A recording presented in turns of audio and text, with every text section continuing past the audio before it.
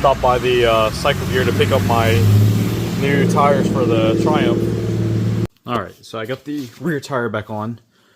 Rear tires are always a pain to do, so I try not to, it's kind of hard to record while you're trying to put it on, because you're trying to align like the wheel spacer, the brake caliper, and then all this on this other side, plus the chain. But I wanted to make a quick note. These little spacers right here, they're actually different on the other side. I got this thing back together and the nut made it through, but I couldn't like actually tighten the nut down. That's because I had the sleeves on the wrong side. So they are in fact different, so pay attention to that. I try to keep all my hardware assembled in a line, but when I was putting it all together, it fell out, so I had it all mixed up. I had it all in, then I had to take it all back out and do it all over again. So make sure that you guys check that the spacer is the right side. Alright, so the rear tire obviously is on. We're gonna check the gap here again. Gap is good. We got the exhaust back on. We got the two Allens here, plus the main Allen here, the locking, the 12 here, and then the rear passenger foot pegs are back on. So that tidies up the rear. So we're done on the rear. The only thing that's left is the chain guard. I'm not putting the chain guard on just yet because I want to inspect the chain when I get a chance. So that's going to stay off for now. So now we're going to tackle the front. So the front is like way easier. You have these two spacers, one on each side.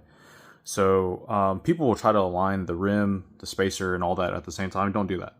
So what you want to do is actually just have one spacer in and slide your bolt as it goes in. You know, once you get the bolt partially through the rim, then do this spacer. So what people forget is that these struts can actually rotate. So what happens is that a lot of times when you're going to put it on, the weight of the rim will force the strut to rotate and you'll never line it up. It's just way too much to line up. So like I said, just take your axle bolt, get it through with the spacer on one side. Once the axle bolt is halfway through, then you can adjust and move the strut around to get this last spacer in, then slide it across. So pretty simple. Obviously make sure you tighten this up with your 17 mil and then tighten this fella up too as well. All right, so here's our little oil can with DOT3 or DOT4 brake fluid. So you guys probably remember that the previous owner stripped out these screws here, and we've got a really low reservoir. So what we're going to do is we're going to reverse bleed this, and how we're going to do that is we're basically going to take this oil can, crack open this feed line, and then pump fluid through and let it run up. So remember, air takes up space though, so that's going to be our problem right there.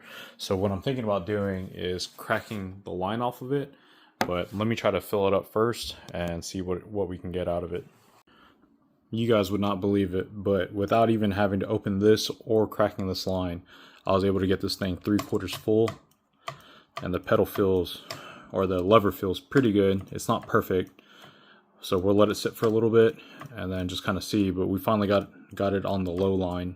So we'll let it sit for a little bit. We'll come back and check it out. So in the meantime, remember, brake fluid is corrosive. It will eat paint.